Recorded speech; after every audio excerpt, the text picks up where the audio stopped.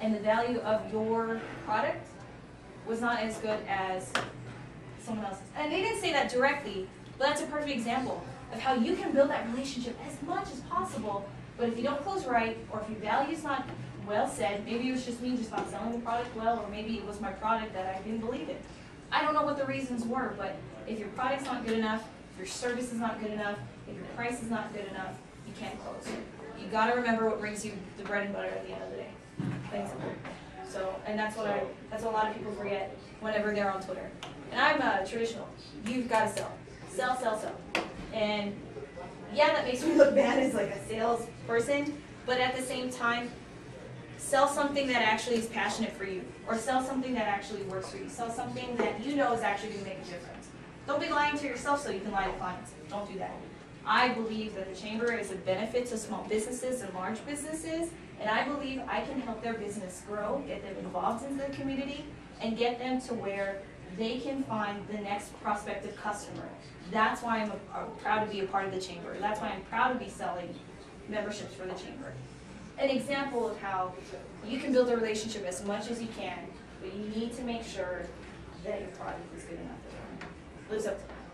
And I would have never looked at the Chamber had it not been for you and She's Renee. my Twitter mom. She's my second mama. Don't tell my mom that. But yeah, exactly. And I have had a lot of people say that. Well, a lot of people thought I was with the Journal still. And so they're like, the Journal had so many typos. So I was like, that's not my problem. I work in advertising. And my joke is I was like, I just knock on doors and ask for money. That's all I do. And that's a joke, but people are like, they laugh. You know, everybody laughs about that. But essentially, what I'm doing is bringing down the wall. So, any other questions? Okay, so do you recommend, I guess for any sales professional, putting on their business card, putting their Facebook and Twitter names? I do. Absolutely. I do. Because People are kind of iffy about that. Well, here's the thing. I have a company card that they have done for me. You can't, that's right, you can't. No, well, here's my But some, thing. and there Yeah, are some you bring up professions, with your companies, point, yeah. like, I'll be Because honest. I have a company card that they did for me, but I've already decided that I'm not going to let, even though they pay for it, I'm not going to let them do it for free for me again because it doesn't have what I want. And some of the stuff that they put on there that I do want is too small, nobody can read it. Yeah. You know, this type of stuff. Right. So I'm looking for things to put on there. Okay. Here's my recommendation. See, I learned public relations and advertising for a little bit. I worked in the news, and my boyfriend, like I said, he works on the internet a lot, so he likes to keep a hound on me, making sure I'm not saying anything bad, like, you know, embarrassing stuff that makes us blush. And the reason why I say that is because if you were to put your Twitter or your Facebook, make and use it for business and personal purposes, great, go for it. But make sure you're not talking about yourself to the point where it's uncomfortable to develop a relationship with you. Or it's awkward. Like there's some people that are out there, it's like it's their, what's the name of that country singer that had the alter ego? And These are wonderful.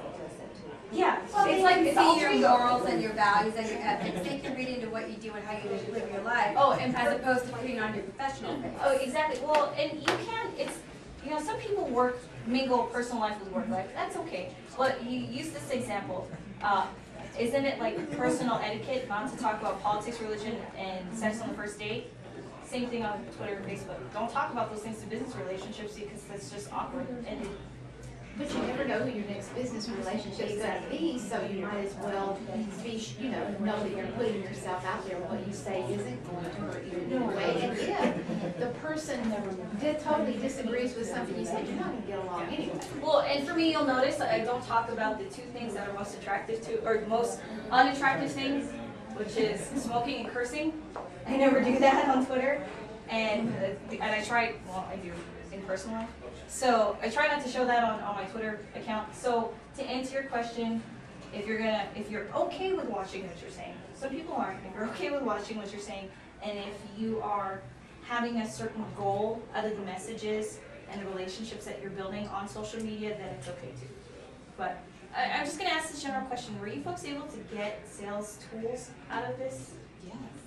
good sales tools or some things that you kind of, Well, things that I definitely need to research more, because I think that had I known more coming in here, I would have gotten more out of it, because you're still talking a little above my head.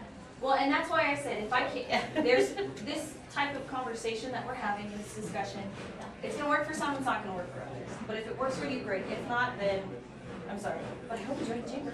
But more. I'm just kidding. Variance already in that. But we have these ones a Just lot. give you some positive feedback, it would help clear up a few things in my mind. I'll get there. I see that you have. Was I able to answer the RO? From what they wanted on here, you did. Sorry, real quick. Did I answer your ROI question about the social media and the return on the Right, investment? you I'm sorry, helped behind you with- too.